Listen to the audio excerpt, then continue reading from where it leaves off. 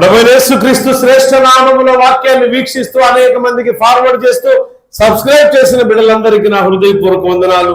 దేవుడు నా ప్రియ అక్క చెల్లెలందరినీ దీవించి ఆశ్రయించును గాక.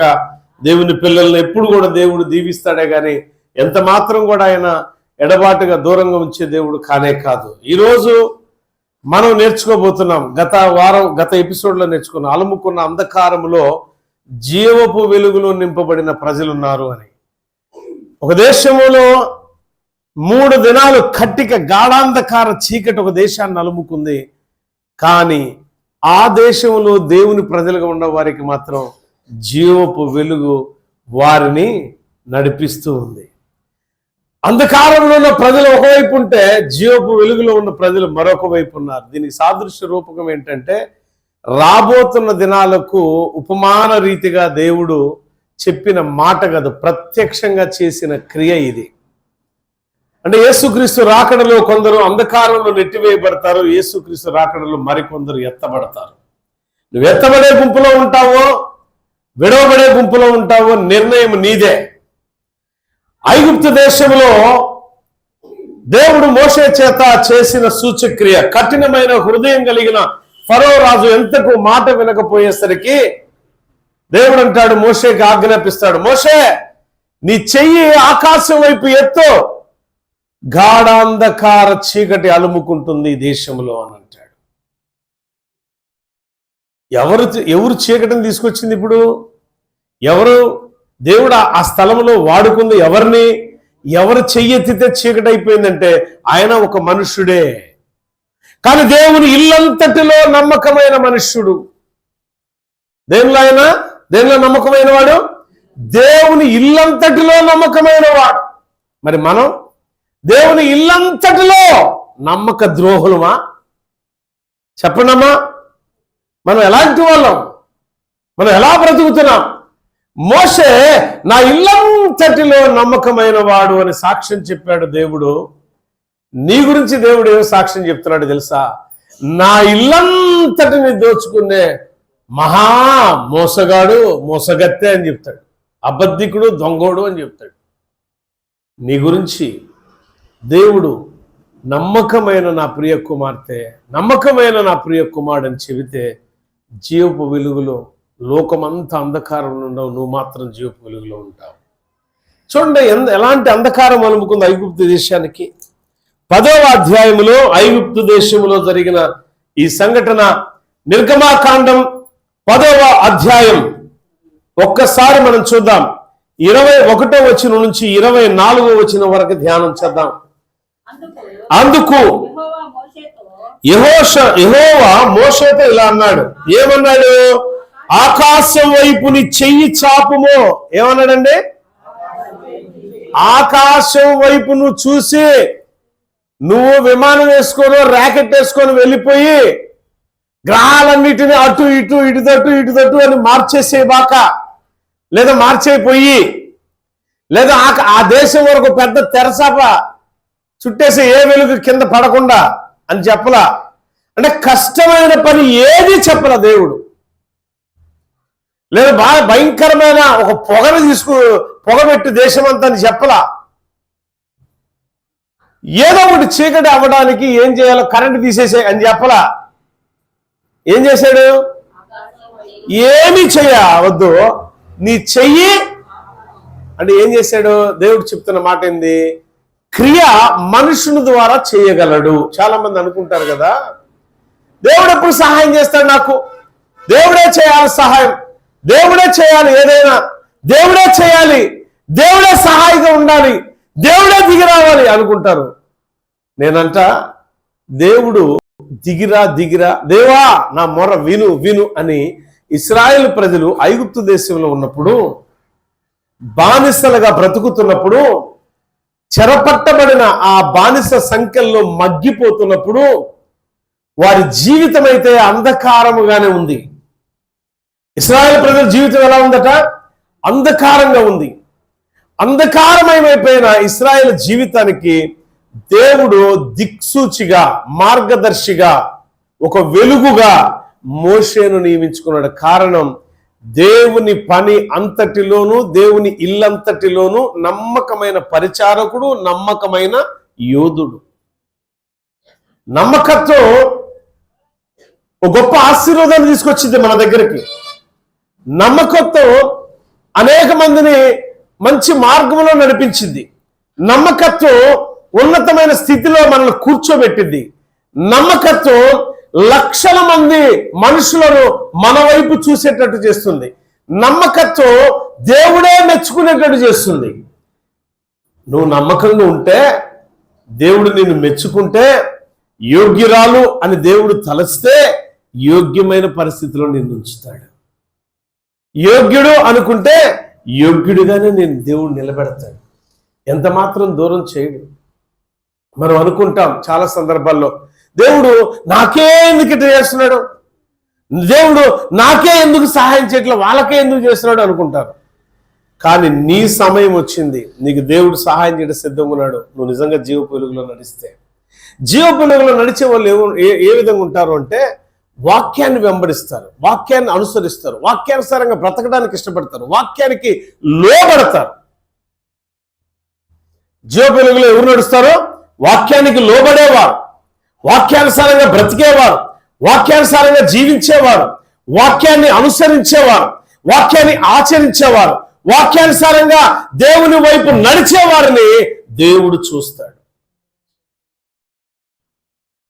కారణం ఏంటంటే వాళ్ళు దేవుణ్ణి అనుసరిస్తున్నారు కాబట్టి, దేవునితో నడుస్తున్నారు కాబట్టి, దేవుని వైపు ఉండాలని ఇష్టపడుతున్నారు కాబట్టి, దేవుని మాటకు లోబడాలని ఇష్టపడుతున్నారు కాబట్టి దేవుడు వారికి తోడుకుంటారు. దేవుడే వారికి నాయకుడుగా ఉంటాడు. ఆమేన్, హల్లెలూయా. అందుకే ఇశ్రాయేలు ప్రజలకు అక్కడ ఆ వాక్యాన్ని మీరు చదివితే అర్థమైంది.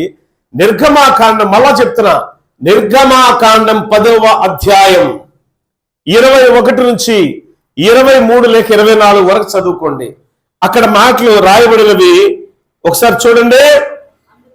అందుకు యెహోవా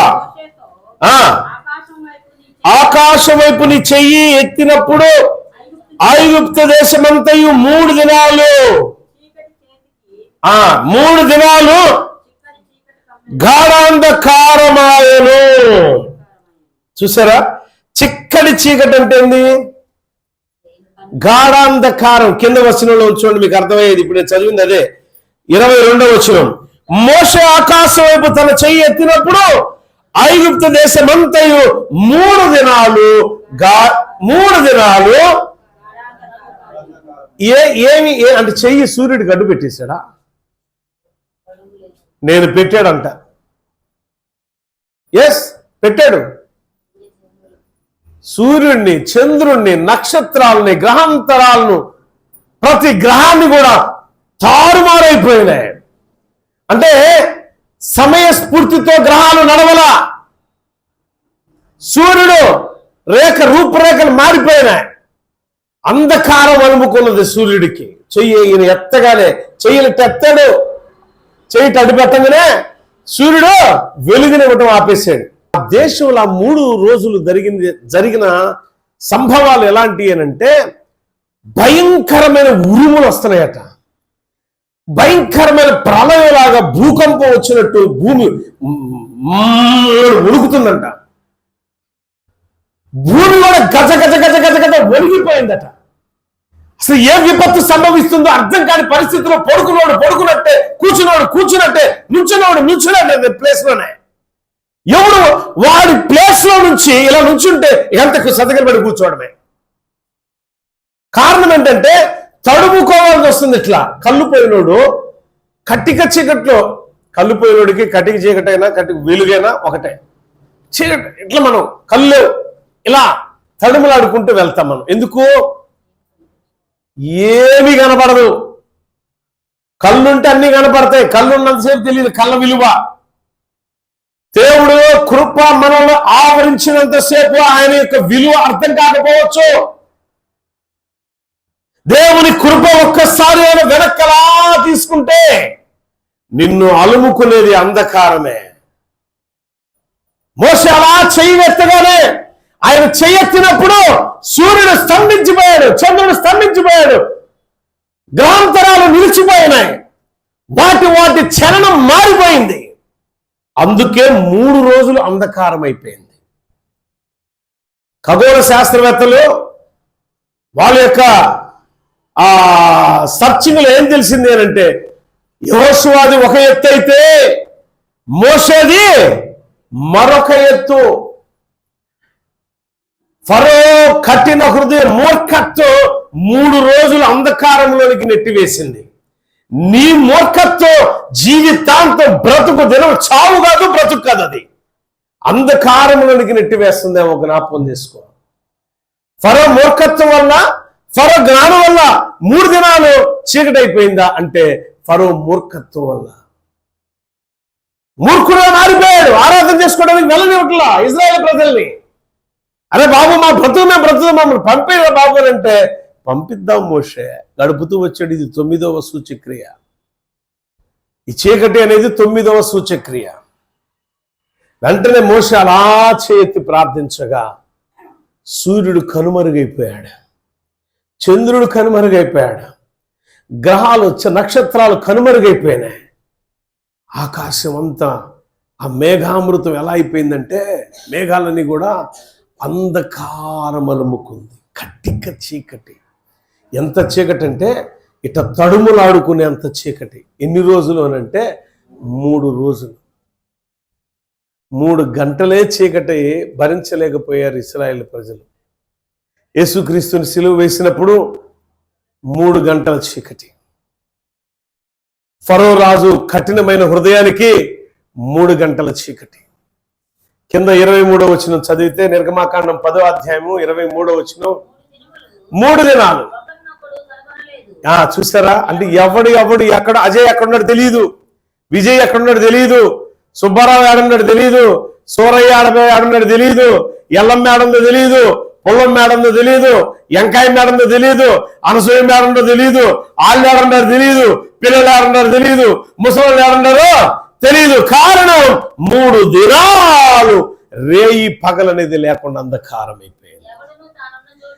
ఎవడు కూడా అక్కడున్న ప్లేస్ ఉందా నేను చెప్పిన లేవలేకపోయాను. అయినను, ఈ మాట బాగా చెవిగలవాడు వినుగాక, అయినను ఇశ్రాయేలీయులందరికీ వారి నివాసాల్లో ఏముందట? కారణం వారు ప్రార్థనా యోధులు. దేవునికి స్తోత్రం, హల్లెలూయా. ప్రార్థన నీలో ఉంటే, విధేయత నీలో ఉంటే, వినే మనసు నీలో ఉంటే, వాక్యానుసారంగా బ్రతికే యోచన నీలో ఉంటే, దేవునితో నువ్వు ఉంటే, దేవుని సహవాసము కలిగి ఉంటే, ఖచ్చితంగా చెప్తున్నా, నీ ఇంటిలో వెలుగు, నీలో వెలుగు, నీ ఇంటిలో వెలుగు, నీ సంఘంలో వెలుగే. లేదులే, చాలా కుటుంబాల్లో వెలుగు లేదు, ప్రార్థన లేదు, వాక్యం లేదు, వాక్యానుసారమైన జీవితాలు లేవు. ఎలా ఉండేనంటే, ఎవరు బాగా నవ్విస్తే వాళ్ళ వాక్యాలు బాగా వింటాం కదా.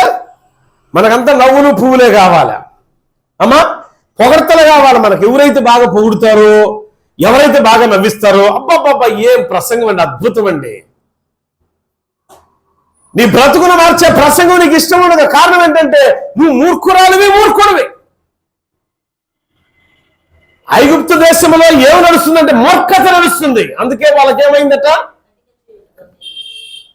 మూర్ఖత్వం దేవునికి విరోధ తత్వం. గుర్తుంచుకోండి మాట. మూర్ఖత్వంలో నడిచే ప్రతి వ్యక్తి, స్త్రీ కావచ్చు, పురుషుడు కావచ్చు, నీ మూర్ఖత్వం నీ ఇంటిని అలుముకుంది గాఢాంధకార చీకటి.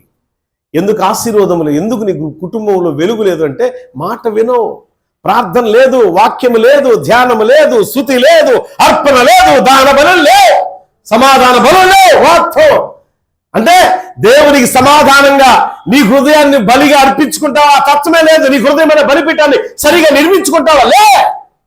ఏంటంటే నీ ఆలోచన ఏ విధంగా పోతే గాలికి కొట్టుకుపోయినట్టు కొట్టుకుపోతా ఉంటావు. పొట్టు ఏ విధంగా ఉంటుందంటే గాలిలో పోస్తే ఒక ప్లేస్ లో నిలబడి ఉంటుందా పొట్టు? తన ఇష్టం గాలి ఎలా తోలుతారో వెళ్ళిపోయింది. అది అంటే నిలకడ ఉండదు. వాక్యముతో శుద్ధీకరించబడే సంఘములో నిలకడలేని మనుషులు ఎట్టి పరిస్థితుల్లో ఉండరు, పారిపోతారు. వాళ్ళు వాక్యంతో కడుగుబడాలా, వాక్యములో జీవించాలా, వాక్యానుసారంగా బ్రతకాలా, వాక్యము ద్వారానే దేవునితో అటాచ్మెంట్, ఒక నిబంధన కలిగి ఉండాలా. అనుకున్న వాళ్ళు ఎలా ఉంటారంటే వాక్యానుసారమైన బ్రతుకుల్లో జీవపు వెలుగులో నడుస్తారు. వాళ్ళు గాఢాంధకారం చీకటి ఐగుప్తు దేశమంతా అలుముకుందే గాని ఇశ్రాయేలీయుల్ని వాళ్ళని తాకను కూడా తాకల చీకటి. కారణం ఏంటి తెలుసా? వీళ్ళ దగ్గర జీవపు వెలుగు ఉంది. ఆ వెలుగు చీకటి పారిపోయింది. వెలుగును చూసి చీకటి పారిపోయింది. నిన్ను చూసి ఏమైనా పారిపోతాయనంటే లే, ప్రేమగా ఒక దెయ్యం పోయి 10 దెయ్యాలు వచ్చేస్తాయి నీ దగ్గరకి. ఎందుకంటే నీ దగ్గర అన్ని చీకటి క్రియలే. దేవునికి విరోధమైన క్రియలు చేసే ప్రతి ఒక్కరి ఇంటిలో, ప్రతి ఒక్కరి ఒంటిలో ఎందుకు దయ్యాలు వస్తాయనంటే దేవునికి విరోధంగా నువ్వు నడుస్తున్నావు కాబట్టి. దేవుని విరోధంగా నడిస్తే దేవుడు ఆశీర్వదిస్తాడండి? దేవుడు ఉంటాడా మనతో? అరే, దేవుని దాకెళ్ళేవే, కడుపును పుట్టిన బిడ్డలే మాటింటలేదని పెచ్చగొట్టుడు కొడతావే, మరి నిన్నెట్ట కొట్టాలా? నువ్వు పరమ తండ్రి అయిన దేవుని మాట విన నిన్నెట్ట కొట్టాలా? ఎన్ని హాస్పిటల్ చుట్టూ తిప్పితే నీకు బుద్ధి వచ్చింది?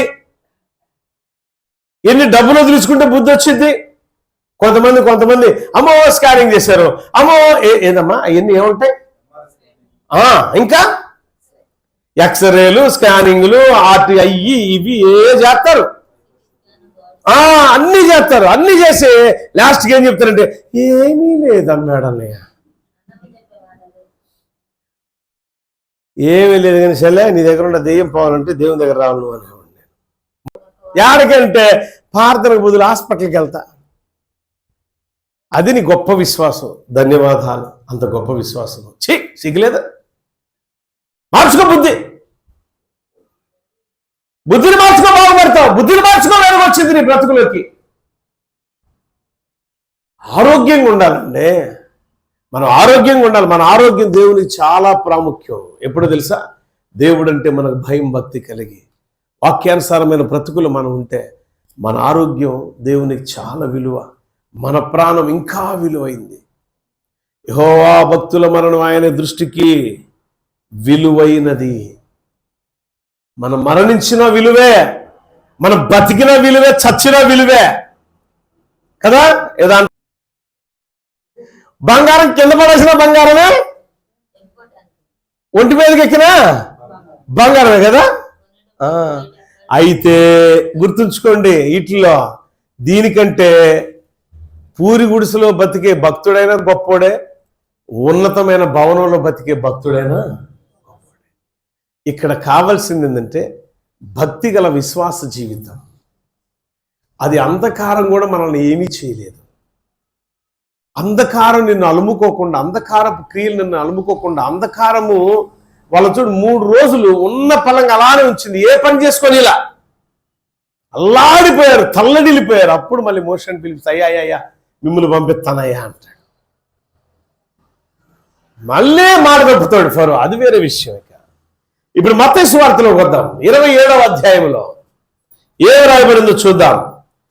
45వ వచనం నుంచి మత్తయి సువార్త 27వ అధ్యాయం 45 నుంచి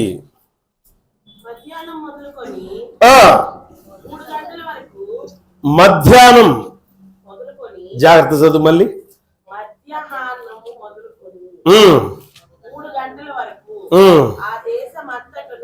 ఏమైందంట? ఆ దేశం ఏమైందంట అంటే సుమారు 1 గంట నుంచి 3 గంటల వరకు దేశం అంతా చీకటి కమ్మింది. వామ్మో, దేశం అంతా చీకటి కమ్మింది. ఎందుకు?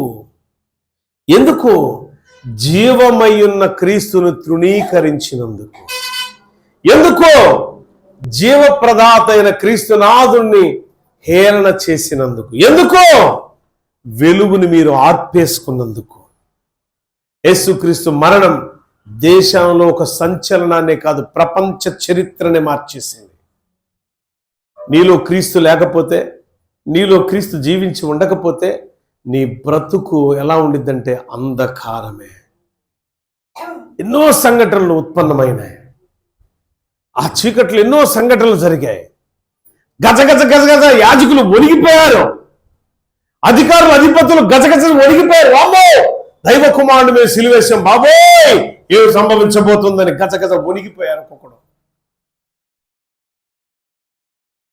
యోహాను సువార్త 1వ అధ్యాయంలో ఏమి రాయబడింది చూడండి ఒకసారి. యోహాను సువార్త 1వ అధ్యాయం 4-5 వచనాలు చదవండి ఒకసారి. అక్కడ రాయబడి ఉంది యేసుక్రీస్తు ప్రభువారి గురించి. ఆది యందు వాక్యముండెను. అమ్మా 1వ అధ్యాయము 4-5 వచనాలు చాలు. ఆయనలో ఉండట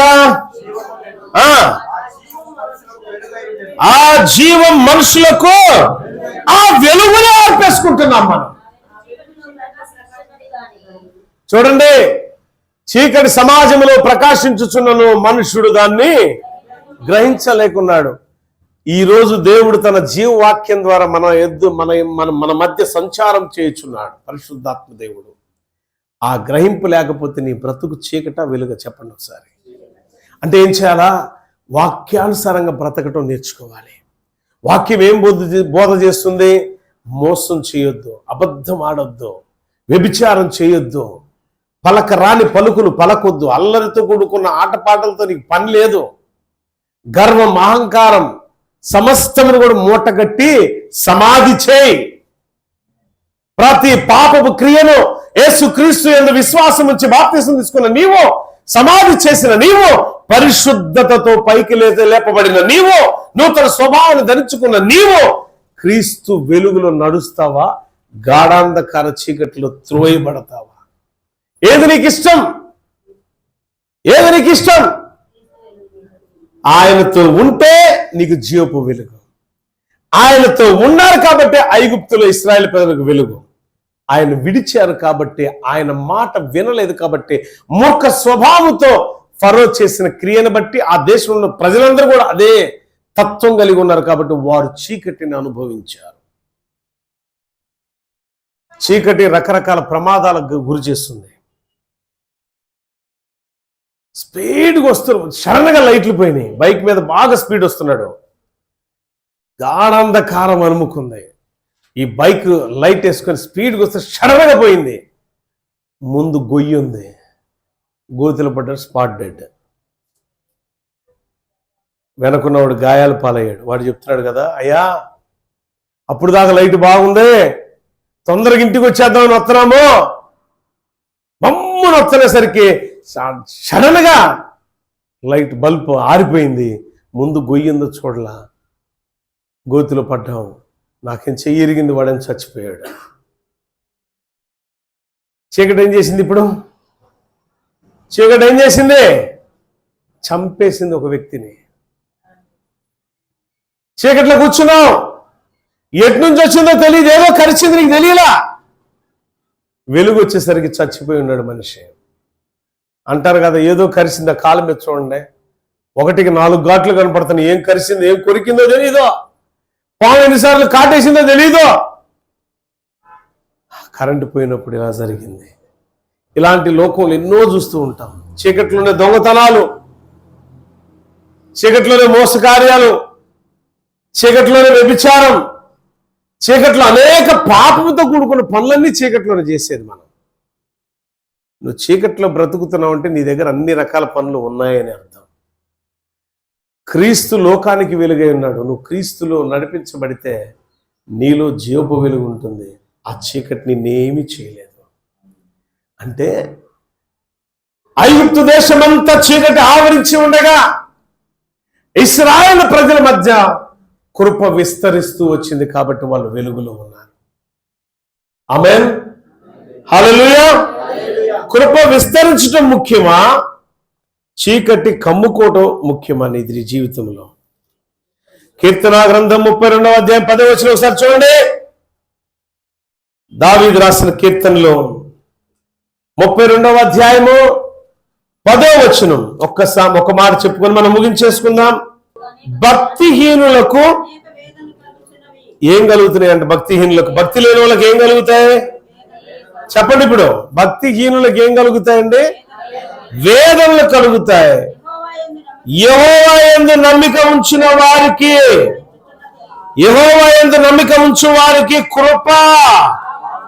ఇప్పుడు కృప ఎవరిని ఆవరించింది? యెహోవా యందు నమ్మిక ఉంచిన ఇజ్రాయేల్ ప్రజలకు ఐగుప్తు దేశంలో ఉన్నప్పుడు ఆ ప్రజలకు ఆవరించింది దేవుని యొక్క కృప. భక్తిహీనులుగా ఉన్న ఐగుప్తు దేశంలో ఉన్న ప్రజలు వారు భక్తిహీనులుగా ఉన్నారు. బట్ వాళ్ళకేం జరిగింది చూసాం కదా ఇప్పుడు మనం వాక్యంలో. భక్తిహీనులకు అనేకమైన, ఒక్కటి కాదండి, ఒక్కటి కాదు, నానా రకాలుగా వేదనలు కలుగుతాయి. వేదనలో నానా రకాల ఇబ్బందులు కలుగుతాయి. కృపా సరిహద్దులు వాళ్ళని విస్తరించే కాబట్టి జీవపు వెలుగులో ఉన్నారు. దేవునికి విరోధంగా మూర్ఖత్వంతో నడిచారు కాబట్టి అనేక వేదనలు వారికి కలుగుతూ ఉన్నాయి. సామెతల గ్రంథకర్త సొలొమోను మహాభక్తుడు చెప్తున్న మాట ఒక్కసారి చూద్దాం. 4:19 భక్తుడైన సొలొమోను అంటున్న మాట. 4:19 ఒక అద్భుతమైన మాట మాట్లాడుతున్నాడు. అమ్మ, భక్తిహీనుల మార్గం ఏంటంట అంటే ఇప్పుడు ఎవరిలో ఐగుప్తు దేశంలో ఉన్నవారు అంధకారంలో ఉన్నంత ఎవరల్లో, అంటే భక్తిహీనులకి ఏం కలిగిద్ది అంటే, భక్తిహీనులు అంటే ఎవరు? భక్తి లేనివారు. భక్తి లేని వారికి, దేవుడు అంటే భయం, భక్తి లేని వాళ్ళకి ఏం కలిగిద్దట? గాఢాంధ చీకటి, గాఢాంధకారపు చీకటి వారిని ఆవరిస్తుంది. కానీ దేవుడంటే భయము భక్తి కలిగిన వారిని, ఆయన యందు నమ్మిక ఉంచిన వారిని కృప విస్తరింప చేయబడుతుంది వారికి. అర్థమైంది ఇప్పుడు? గాఢాంధకారము కమ్ముకునేదేమో భక్తిహీనులను, కృప విస్తరింపజేసి చీపు వెలుగులో నింపేదేమో భక్తి గల వారిని. అంటే నువ్వు భక్తి గల జీవితంలో ఉంటావా, భక్తిహీనతలు దిగజారిపోతావా? నిర్ణయం నీదే. ప్రార్థన చేస్తాను, తలలో ఉంచండి. మహాపరిశుద్ధుడా, నీ వందనాలు. భక్తిగల జీవితం కృపా సరిహద్దులను విస్తరింపచేస్తుంది. భక్తి లేని వారి జీవితం అంధకారం అలుముకుంటుంది. భక్తిగల జీవితంలో మమ్మల్ని పెంచండి అయ్యా.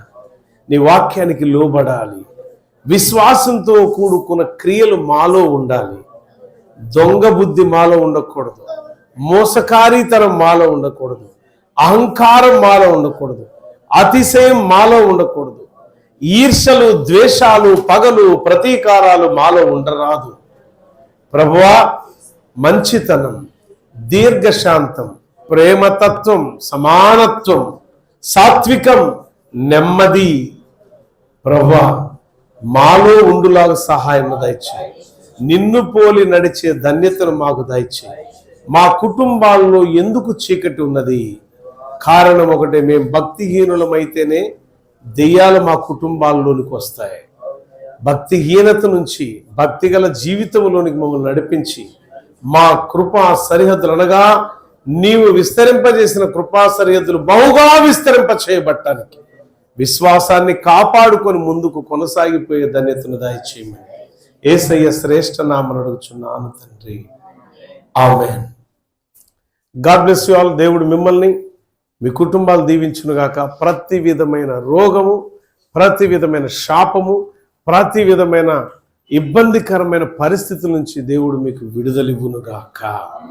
ప్రియులారా, మీకోసం నేను ప్రార్థన చేస్తున్నాను ప్రత్యేకంగా. తప్పకుండా ఈ వాక్యాన్ని విన్న మీరు 10 మందికి ఫార్వర్డ్ చేయండి. వారు కూడా ఆత్మీయంగా దీవించబడతారు. God bless you all.